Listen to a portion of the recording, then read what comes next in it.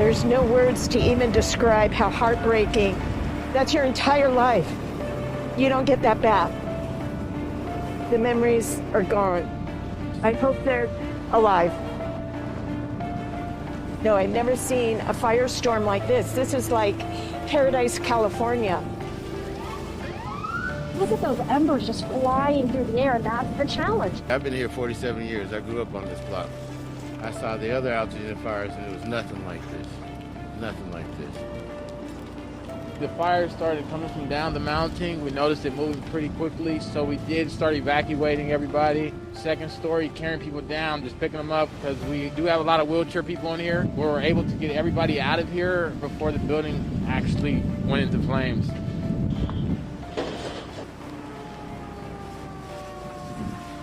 Property damage is property damage. Losing lives, dogs, animals, horses, a lot of horses in the neighborhood. So, yes, so that's what matters.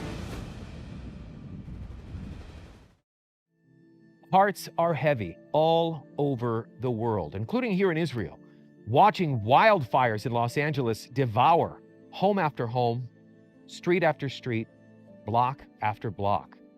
Thousands of families may be hoping to wake up from this nightmare.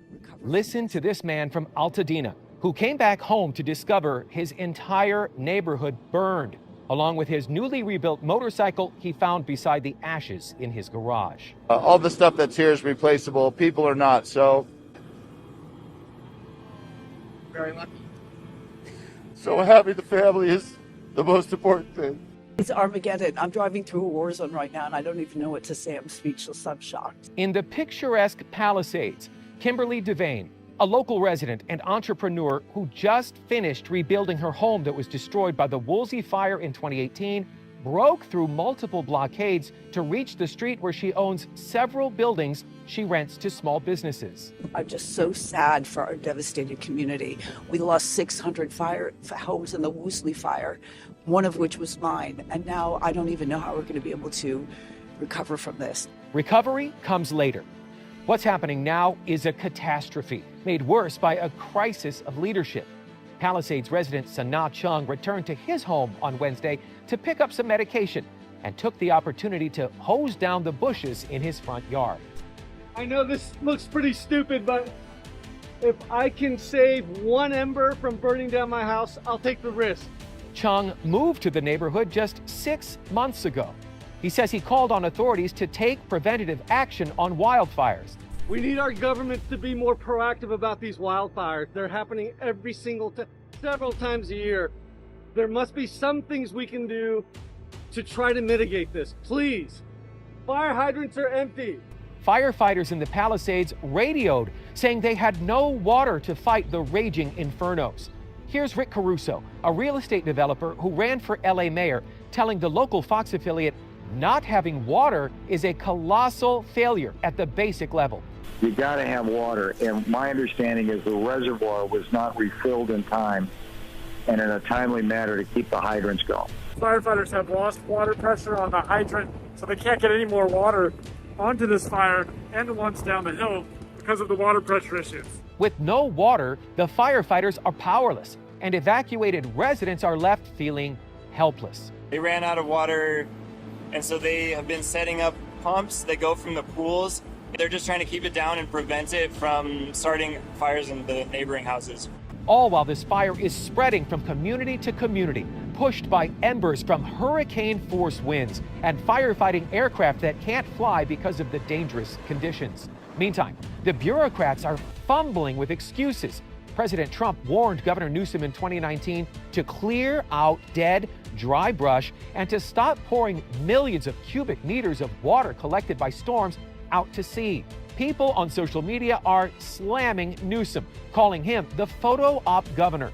Instead of ensuring firefighters have water, Newsom chose to protect a tiny endangered fish. Here's President Trump in the nation's capital, preparing for his inauguration. Well, it's very sad because I've been trying to get Gavin Newsom to allow water to come. You'd have tremendous water up there. They send it out to the Pacific because they're trying to protect a tiny little fish called the smelt. And for the sake of the smelt, they don't have any water. They didn't have water in the fire hydrants. And where was the mayor of Los Angeles as the wildfire was exploding? Karen Bass was in Africa. She chose to leave LA last Saturday on a diplomatic mission, just as the National Weather Service was ratcheting up its warning about the incoming winds. Listen to Mayor Bass. Totally blank, silent, not one word as she's being peppered by a Sky News reporter back in LA about whether she regrets her decision. Do you owe citizens an apology for being absent while their homes were burning? Do you regret cutting the fire department budget by millions of dollars, Madam Mayor? Have you nothing to say today? Do you think you should have been visiting Ghana while this was unfolding back home? Madam Mayor, let me ask you just again, have you anything to say to the citizens today? Surely President Biden would be able to offer what the panicked, restless, and worried residents of Southern California need most in a time of crisis from the commander-in-chief: hope and reassurance. He muddled through a speech after a fire briefing.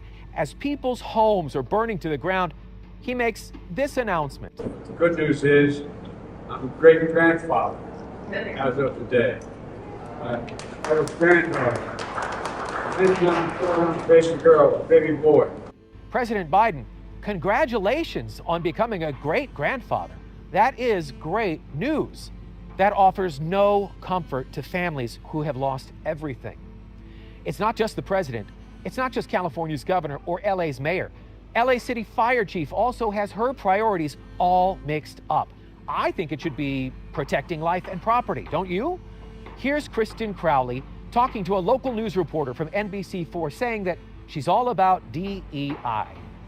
I'm super inspired. She took time out of her already busy schedule to tell us about her vision for the department's future, one that includes a 3-year strategic plan to increase diversity. People ask me, well, what number are you looking for? I said, I'm not looking for a number. It's never enough. Out of 3,300 city firefighters, only 115 are women right now. Doing so has a greater purpose, attracting the best and brightest for the job. They feel included, they feel valued, and they feel part of a cohesive team. Proverbs 29:2 says, when the righteous are in power, the people rejoice. But when the wicked rule, the people groan. The groaning in California isn't just from smoke. It's from years of mismanagement and misplaced priorities. California's leadership has perfected virtue signaling while failing at the basic duty of protecting citizens.